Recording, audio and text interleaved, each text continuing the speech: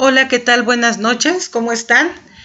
El día de hoy vamos a iniciar una materia que tiene que ver con la cultura y la identidad mexicana y que va a formar parte de una serie de materias que nos van a ir acercando un poquito a la forma como es la vestimenta de los pueblos oriundos que se conserva aún en algunas regiones y que tiene que ver desde la conquista de los españoles. Una mezcla, algunas de las prendas que nosotros vemos hoy en día en algunos pueblos en realidad son una mezcla de la forma como vestían antiguamente los mexicas y de la forma como vestían los españoles. Entonces esta mezcla está presente todavía en algunas comunidades o incluso algunas otras conservan su forma tradicional anterior a los conquistadores. Entonces esta materia forma parte de este ciclo para conocer a México a través de sus prendas, su historia y su identidad.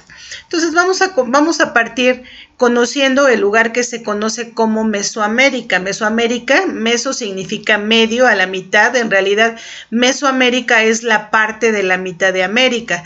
Y esta región se caracterizó porque desde tiempos, pues ya anterior a Cristo, existieron culturas muy importantes aquí en toda esta región. Y cada cultura fue moviéndose de zona de tal manera que pues aquí existieron los olmecas, los mayas, los teotihuacanos, los toltecas, los zapotecas, los mixtecas, etcétera. Pero cuando llegan los conquistadores españoles, el gran imperio que prevalecía en ese momento eran los aztecas. Estos aztecas eran un pueblo temido por toda la región porque sometían a un yugo extremo a los pueblos que caían en sus manos y lo hacían tan estratégicamente que cuando llegan los españoles, algunos pueblos se unen con los españoles para derrocar a los mexicas que eran su gran enemigo. Entonces, esta contienda se va a dar en esta zona, pero lo que nos debe de quedar claro es cómo este encuentro que se da en estas dos culturas, pues es como un encontronazo a donde van a prevalecer por un lado las ideas de un mundo que los españoles consideraban como salvaje y una serie de ideas que traen ellos de acuerdo a una carga cultural que venía desde la Edad Media, incluso desde antes. Entonces, los pueblos, aquí en esta imagen, los pueblos aztecas, el pueblo azteca y la gente que los habitaba, pues tenían ideas que tenían que ver con la idolatría. Ellos adoraban a las piedras, adoraban a ciertas imágenes que ellos consideraban que eran sus dioses. Al mismo tiempo eran politeístas, es decir, creían en muchas deidades y estas deidades cobraban diferentes formas a la hora de sus celebraciones. Algo que siempre nos causa mucha sensación y de alguna estupor incluso de ver cómo es que ellos podían sacrificar a la gente y después beberse la sangre o untarse la sangre en el rostro o en el cabello, tomársela e incluso comerse los restos de esa persona a la cual le habían sacado el corazón. Entonces, pues esta forma de actuar en forma cotidiana pues causaba un gran impacto a los españoles. Había muchas guerras de sublevación porque les digo que estos pueblos el pueblo azteca era bastante agresivo y entonces había muchas sublevaciones en los pueblos que estaban sometidos. Sin embargo, pues ellos en forma muy brutal pues acababan con ellos. Entonces, obviamente los pueblos aledaños pues no los querían, o sea, no los querían realmente, los que siempre estaban en constante guerra porque no querían depender de ellos y cuando eran sometidos, cuando tenían que pagar tributo y esa situación para que no mataran a más gente, pues los tributos siempre eran muy altos. Pues ellos al consumir la sangre humana, entonces a todos aquellos que caían en sus manos, pues todos eran sacrificados para darle a su deidad, en este caso el sol, alimento para garantizar que el fuego eterno, es decir, que el sol saliera todos los días siempre. Entonces ellos tenían la idea, según su cosmovisión, su forma de pensar, que ellos habían sido el pueblo elegido para mantener al sol vivo y para mantenerlo pues tenían que sacrificar a personas y de alguna manera pues justificar la guerra. Entonces, bajo esta visión, imagínense la forma como eran sometidos los otros pueblos para atraer a la gente para ofrecerla a sus dioses. Por otro lado, también había ciertas leyendas que decían que algún día pues el dios Quetzalcóatl regresaría para pues de alguna manera vengar algunas situaciones que habían pasado en pueblos anteriores. Entonces, bajo esa idea, cuando empiezan a aparecer los españoles por ahí en el mar y llegan noticias ya a los mexicas que están acá en el centro, Moctezuma empieza a suponer, Moctezuma que era el rey en ese momento, empieza a suponer que ha llegado el momento de esas situaciones pesimistas que acabarían con su ciclo, ¿no? Fue como, así nos va a pasar, o sea, esperar el mal augurio solamente porque estaban viendo cosas raras que coincidían con ciertos elementos que ellos de antemano esperaban. Y bueno, tener esa idea que Quetzalcóatl regresaba justamente para vengarse. Entonces, pues esta zona que yo les comentaba, pues era una zona de guerra, y una zona de guerra donde los sacrificios humanos van a ser el parteaguas de todos los días. Y bueno, aquí tenemos a la gran ciudad de Tenochtitlan, como ustedes la pueden ver. Pues nada de esto continuó el día de hoy, porque la ciudad de Tenochtitlan estaba sobre lagos. En realidad había 6 enormes lagos que se juntaban todos y la ciudad de Tenochtitlan emergía en medio de todos esos lagos. Entonces la ciudad era pues no tan grande, pero más o menos, imagínense, llegaba como por la parte de atrás de donde está la actual Merced, más o menos a la zona de Tepito, al Metro Hidalgo, y hacia el otro lado, hacia la calzada de Izazaga, más o menos. De hecho, todos estos eran canales o ríos. Entonces, la ciudad no era tan grande, pero tenía vías de comunicación a los otros lados. Entonces, además estaba tratada de tal manera que a la distancia se veía como que era plateada. Cuando Hernán Cortés la ve por primera vez a través del Paso de Cortés, que está ahí a través de los volcanes, de los 2 grandes volcanes, y la ve a la distancia brillar, piensa que está cubierta de plata. Más adelante, pues ya descubrió que no era plata, es una mezcla de elementos que se conoce como estuco y que con recubrían las paredes de las casas y sus propios templos, y entonces todo esto daba esa sensación. Por otro lado está el Reino de España. Ya saben, España pues es parte del continente europeo, vivió toda esta transición de la Edad Media del Imperio Romano y que después va a causar una serie de señoríos feudales que más tarde van a dar origen a los estados, y entonces el Reino de Castilla justamente está a la mitad de la península ibérica. Más adelante, con el matrimonio acordado de algunos de estos reinos, pues finalmente el Reino de Castilla crece considerablemente. Y son estos reyes de Castilla los que finalmente auspician el viaje de Cristóbal Colón, que viene en ese plan de descubrir las Indias, y finalmente, bueno, pues llega a la Española, una de las islas que actualmente pues es Cuba, y algunos de las islas que están más o menos cerca a esta zona. Entonces, ¿cómo era la idea que ellos tenían? O sea, ellos desde el otro lado, ¿cómo veían esta conquista? Recuerden que también ellos, bajo la identidad de la cristiandad, pues eran tenían una ideología combativa. O sea, Dios era un Dios de los ejércitos. Recordemos las cruzadas, la lucha por reconquistar la tierra donde Jesús había nacido 1000 años después. Entonces era un Dios de los ejércitos, un Dios combativo, ¿no? Pues ellos pensaban que las causas contra los indios eran justas, y justas porque pensaban que Dios había asignado a los más fuertes gobernar sobre los más débiles. Entonces ellos asumían que los indios, al ser, pues al estar desnudos, al no tener una cultura como la que ellos asumían que era la correcta, entonces ellos eran más fuertes en relación a los que estaban dominando. Y bueno, fueron como que la parte que justificaba esa conquista. Además, los nuevos valores del Renacimiento, después de transitar por 9 siglos de una forma de pensar donde esa cristiandad va modificando esta idea y de alguna manera pues hay una limitante o avance en los conocimientos.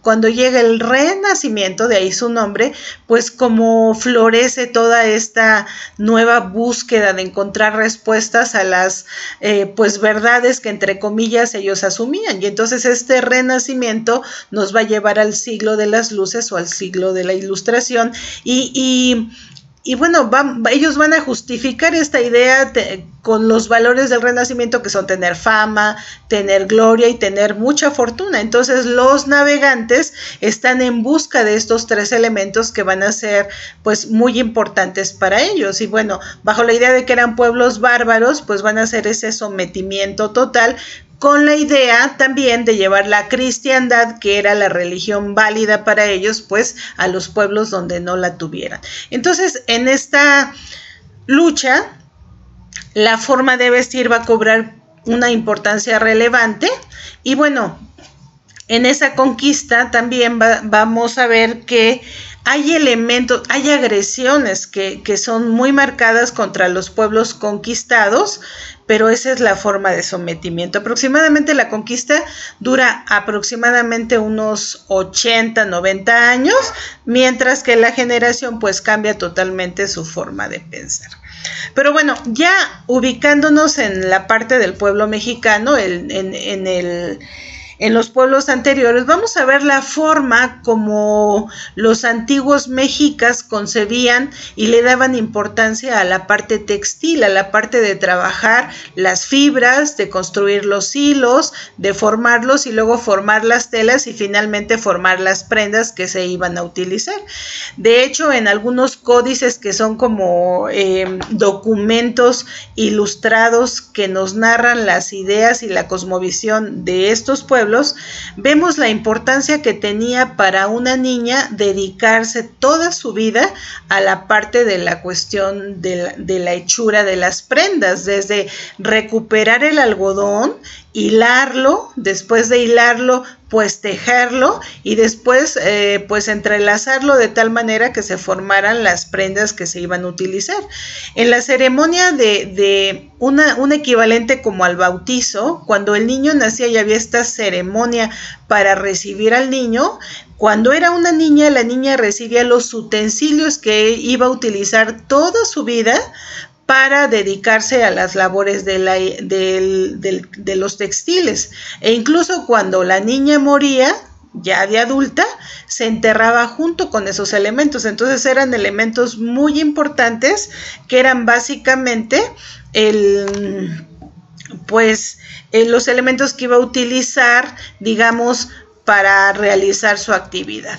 Y en esta parte, por ejemplo, aquí podemos ver cómo Xochiquetzal era la patrona de las trabajadoras textiles.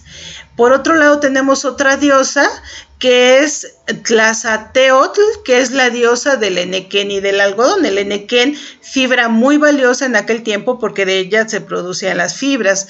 Y también tenemos a Ixchel, que era la esposa del sol, es decir, algo así como la luna, y era la patrona del hilado. Entonces, estas deidades van a estar presentes en esta actividad que tiene que ver como con la identidad hacia las diosas, ¿no? Entonces, miren, en la imagen podemos ver, por ejemplo, cómo una niña desde muy chiquita era enseñada a trabajar con el uso y este uso, cuando la niña no hacía sus actividades, pues la mamá la castigaba picándola, pinchándola, es decir, la niña tenía que hacer su labor bien y tenía que aprender desde pequeña y si no se le castigaba de esa manera. Entonces, pues aquí lo podemos ver. Las telas en general tenían diferentes funciones, porque obviamente, como ahora también, entre más compleja fuera la prenda que utilizaba la persona, pues mayor rango social tenía, y eso es algo que siempre ha estado presente en todas las civilizaciones, desde antes incluso de las primeras civilizaciones. Los materiales, en realidad aquí en México había un tipo de algodón blanco, pero en general más bien era pardo. Entonces el algodón blanco se dejaba para las clases sociales más altas y el otro algodón se trabajaba como para lo popular, pero también utilizaban la yuca, la palma el enequén, el maguey, por ejemplo, que de estas plantas se sacaban las fibras textiles.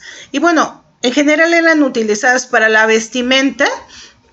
Algo importante que hay que destacar aquí es que todas estas prendas no eran bordadas, sino que los adornos que se hacían en la tela se hacían directamente a la hora de ir tejiendo los hilos para darle las formas que se quería.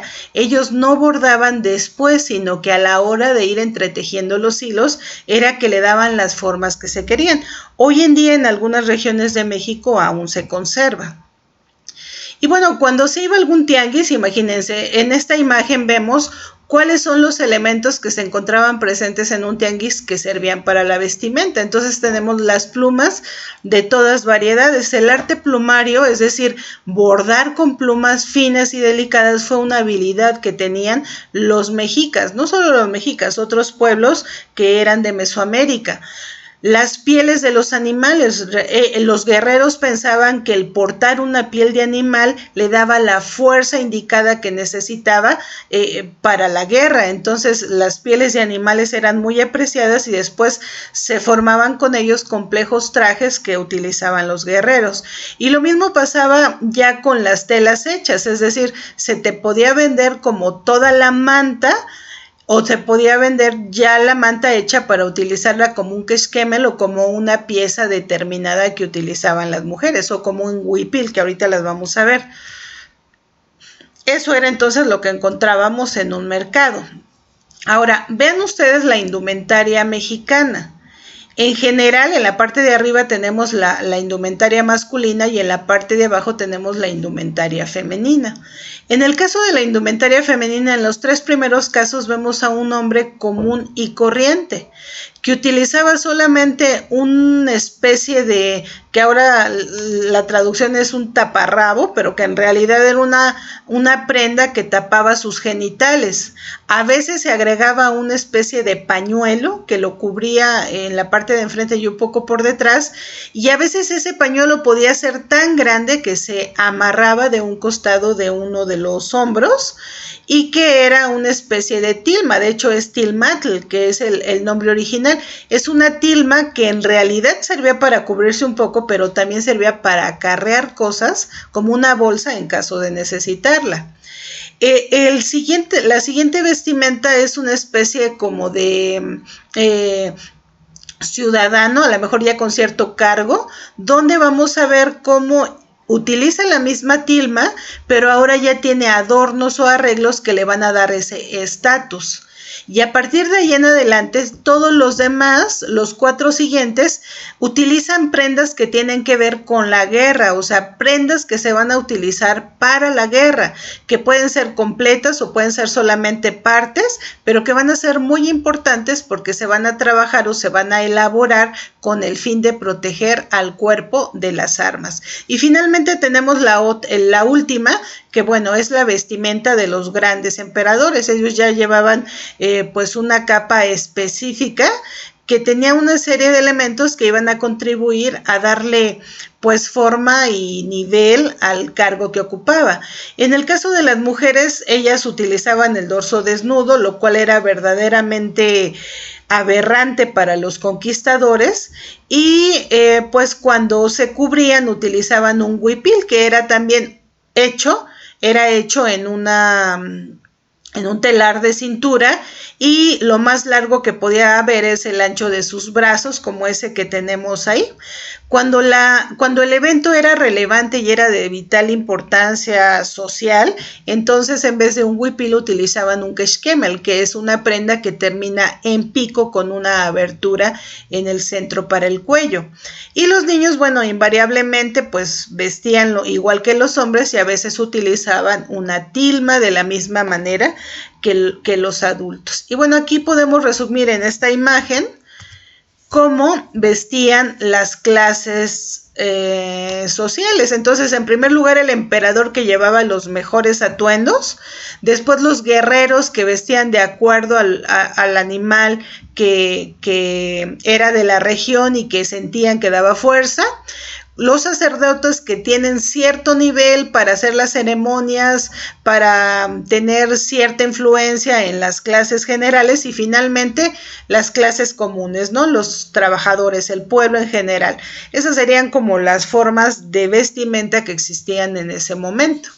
En cuanto a los españoles, pues todo lo contrario, porque ellos utilizaban prendas diferentes, como por ejemplo es el jubón, que era una prenda que estuvo pues en boga, es decir, de moda durante mucho tiempo, y que era una especie de chaleco el cual podía llevar adornos en los hombros, como lo vemos aquí, que podía ir muy cerrado y con el cuello un poco alto, tipo Mao, además del cual surgía una arandela bastante grande que le daba centro a la figura del rostro.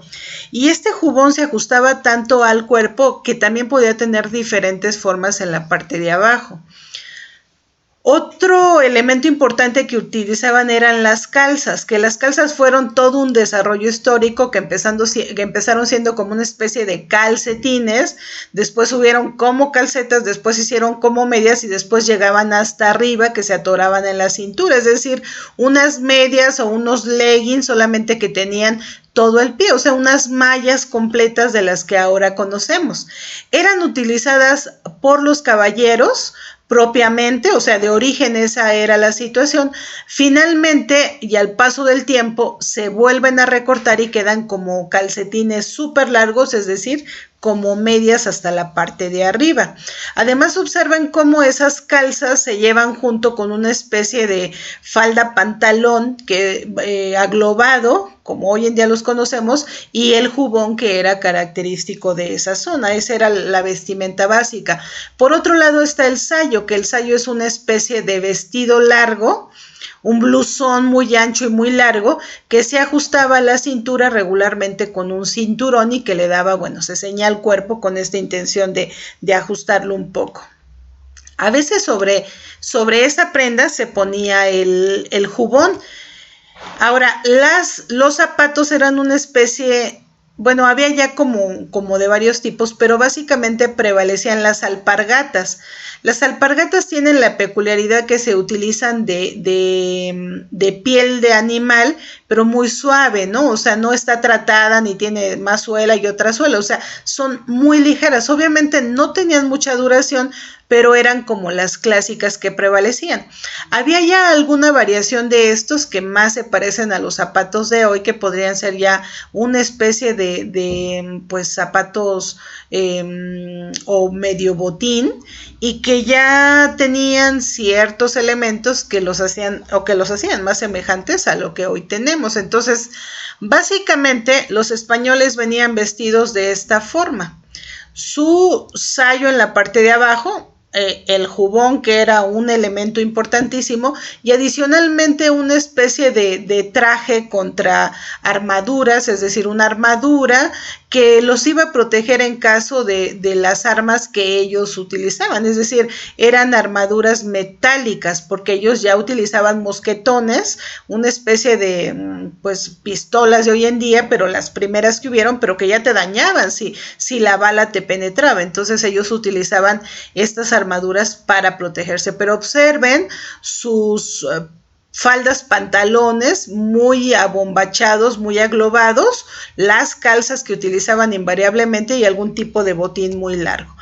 Y bueno, hubo varios encuentros de los 3 encuentros más importantes que van a ser un intercambio de prendas. El primero es cuando de estos 3 personajes que tenemos aquí, Francisco Hernández de Córdoba, Juan de Grijalva y Hernán Cortés, pues tienen ese encuentro importante como tal entre dos mundos, pero donde intercambian por primera vez ya sea accesorios o ya sea vestimenta. El primero es con Francisco Hernández de Córdoba, que él sale de la isla de Cuba con la intención de venir a estas tierras que ya se decía que había por acá, y pensando que Yucatán era una isla.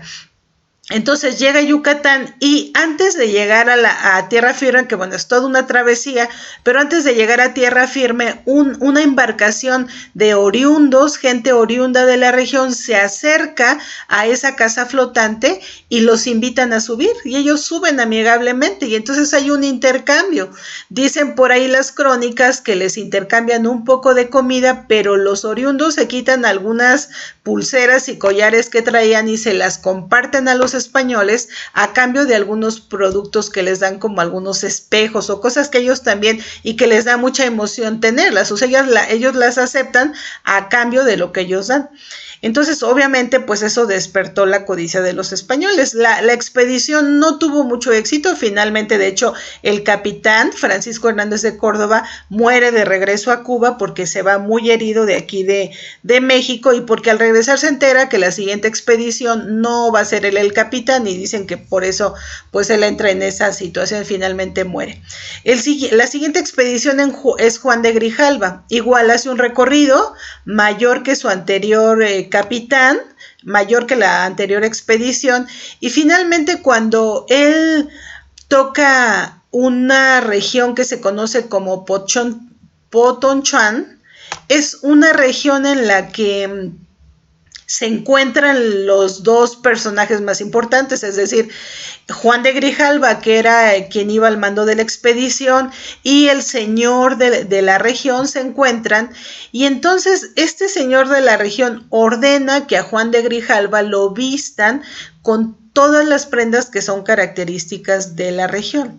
Pero no lo hizo porque se sintiera como que lo vamos a hacer, lo hizo porque toda la gente, cada señor cuando tenía visitas recibía a las personas obsequiándole atuendos que como forma de agradecimiento por un lado y por otro lado para señalar la fuerza que tenía. Es que así entre más elaborado y con materiales mejores fuera la prenda que se les obsequiaba, era mayor la forma de decirle aguas porque mi poder es muy grande. Entonces eso es lo que hacen en esta región. Sin embargo, Juan de Grijalva no lo sabe y él le ordena también a los suyos que vistan al señor con estos elementos. Y entonces le ponen un sayo, le ponen un jubón, le ponen unas calzas, le ponen unas alpargatas, le ponen un gorro por ahí. Y entonces hay un intercambio por primera vez de elementos que tienen que ver con las prendas. En el caso de Hernán Cortés como tal, pues él ya llegó, que es la tercera expedición, él llega, él ya penetra a tierra firme, logra avanzar y tiene la idea clara de conquistar la ciudad de Tenochtitlan. Entonces, el gran encuentro que tiene, la gran impresión que tiene es conocer al señor de aquí, del centro, el señor de los mexicas, el gran gobernante, que en ese tiempo pues es Moctezuma, y al verlo con su enorme penacho, su gran capa llena, enriquecida con cuestiones de oro y todo lo que él lleva, y pues al mismo tiempo Moctezuma ver a aquel hombre que trae ese atuendo tan extraño, tan extremo, pues imagínense esa sensación. Entonces, aquí en esta imagen pues vemos cómo ellos se encuentran de una manera y de otra. Esa es la forma como realmente se encuentran a la hora de que se conocen por primera vez. Sin embargo, este cuadro también nos muestra la forma como básica que forma parte de la combinación de estos elementos. Entonces, como conclusión, chicos, hay un estallido cultural importante.